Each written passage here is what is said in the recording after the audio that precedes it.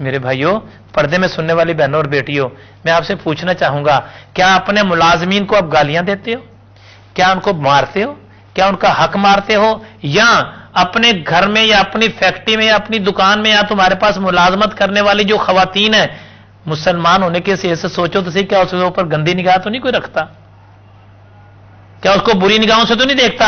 جو بیٹی اپنے باپ کی روزی کے لیے، اپنے ماں باپ کو پالنے کے لیے باہر آ کے روزی کما کے اپنے ماں باپ کے لیے لے کے جا رہی ہے، کیا تو اس کے اوپر کوئی غلط نگاہ تو نہیں رکھتا؟ تیرے گھر میں جو کام کرنے والی ہیں، تیری فیکٹری میں کام کرنے والی، تیرے کاروبار میں آ کے کام کرنے والی جو خواتین ہیں یا جو ملازمین ہیں، جو سرکاری ملازم ہیں یا فیکٹریوں میں ملازم ہیں، بڑے بڑے افیسروں سے بات کرنا چاہوں گا میں، بڑے عہدے والوں سے، تمہارے پاس جو کام کرنے والی خواتین ہیں، تمہارے پاس جو کام کرنے والی عورتیں ہیں، تمہارے پاس جو کام کرنے والی لیڈیز ہیں، کیا ان کی انکریمنٹ اسی لیے تو نہیں روک لی جاتی کہ یہ بار بار میرے پاس آتی رہے؟ کیا ان کو ان کی پروموشن اسی لیے تو نہیں روک دی جاتی؟ کیا ان کی سیلری جان بوجھ کے بڑھائی اس لیے نہیں جاتی کہ جب تک یہ میرے پاس نہیں آئے گی اس وقت تک اس کو پروموشن نہیں دوں گا، اس کی سالانہ انکریمنٹ کم لگاؤں گا، زیادہ نہیں لگاؤں گا؟ ٹھیک ہے، تیرے پاس اقتدار ہے، تیرے پاس اقتدار ہے، لیکن یہ اقتدار سدا نہیں رہتا۔ ہو سکتا ہے تیری بیٹی کی ملازمت کر رہی ہو اور کوئی اور بھی اقتدار میں بیٹھا ہو، تیری بہن کی ملازمت کر رہی ہو، کوئی اور بھی اقتدار میں بیٹھا ہو۔ یہ بھی خیال کر اگلی بات کا، ایسا بھی خیال کر لے کہ اللہ رب العالمین فرماتا ہے یہ مخلوق میرا کنبہ ہے، میرا کنبہ ہے یہ مخلوق۔ پھر سوچ تو صحیح ذرا، اس اللہ رب العالمین کے نافرمانی کر کے پھر تو کہاں جائے گا؟ یا کسی کی مدد کر کے، کسی کی مدد کر کے رمضان میں کسی کو سالانہ انکریمنٹ دے کے، کسی کو پروموشن دے کے، کسی کی مدد کر کے، تو کیا پھر سارا سال اس پہ گندی نگاہ تو نہیں رکھتے؟ دونوں باتیں علیحدہ علیحدہ ہیں۔ یا اس نیت سے کسی کا بھلا تو نہیں کیا جا رہا کہ اس سے اپنے نفس کی تو آگ بجھائے گا؟ میرے بھائیوں، میں آپ سے گزارش کرنا چاہوں گا، پردے میں سننے والی بہنوں اور بیٹیوں، گزارش کرنا چاہوں گا، میرا اللہ جو سارے جہان کا مالک ہے، ساری روئے زمین کا، سارے جہانوں کا مالک ہے، وہ اللہ پاک کو یہ بات پسند نہیں کہ تو کسی کے ساتھ ظلم کرے، یہ حقوق العباد میں آتا ہے۔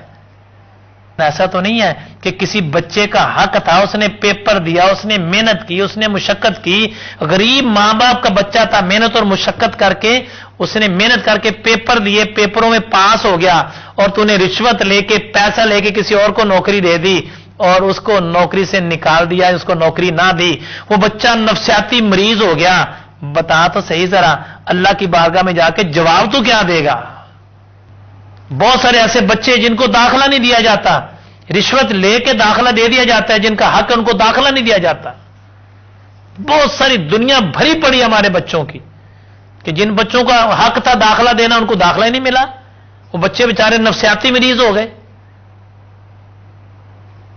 اور پیسہ دے کے، سفارشیں دے کر اور پیسے کے بل بوتے پر جس کا حق نہیں تھا اس کو حق دے دیا۔ قیامت والے دن تجھے جواب دینا پڑے گا اس بات کا۔ بے شک تو بڑا مومن بن گیا ہے، اللہ تو قادر ہے معاف کرنے پر، وہ معاف کر دے گا، معاف بھی کر دیا اس نے، لیکن جس کا حق مارا نا قیامت والے دن وہ تجھے معاف نہیں کرے گا، یہ بات یاد رکھ۔ کریم آقا علیہ الصلوۃ والسلام نے ارشاد فرمایا، میرے اور آپ کے نبی صلی اللہ علیہ وسلم نے ارشاد فرمایا کہ جو بندہ کسی سے مزدوری طے کرے اور مزدور اپنا کام مکمل کرے اور پھر مالک اس کی مزدوری نہ دے، فرمایا قیامت والے دن اس کا کفیل میں ہوں گا، اللہ کی بارگاہ میں اس کا کیس میں دائر کروں گا مزدور کے حق میں۔ اللہ اکبر، اللہ اکبر۔ اللہ کی بارگاہ میں گزارش کروں گا، اللہ اس مالک نے اس مزدور کا حق نہیں دیا۔ ہم ملازموں کو انسان ہی نہیں سمجھتے، اپنے متحد کام کرنے والوں کو انسان ہی نہیں سمجھتے۔ نہیں میرے بھائیوں، ہم مسلمان ہیں،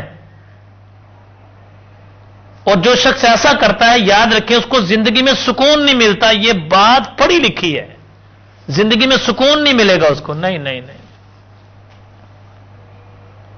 جو کسی کے ساتھ ظلم کرتا ہے، ساس ہے، اگر وہ اپنی بہو پر ظلم کر رہی ہے تو یاد رکھو اس کو سکون نہیں ملے گا، हाँ जी, बहुत सारी माएं ऐसी, बहुत सारी सासें ऐसी जो अपने बच्चों के घर खुद बर्बाद कर देती है इसलिए कि ये बहू जो है इसको मैंने तलाक दिलानी है।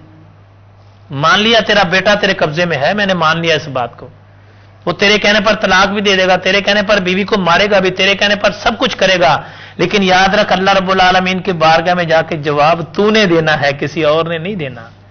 इस तस्वीर का दूसरा रुख भी है कि बीवी ने शौहर को काबू कर लिया है और मां को जलील कर रही है, सास को जलील कर रही है, सास को अजियत दे रही है।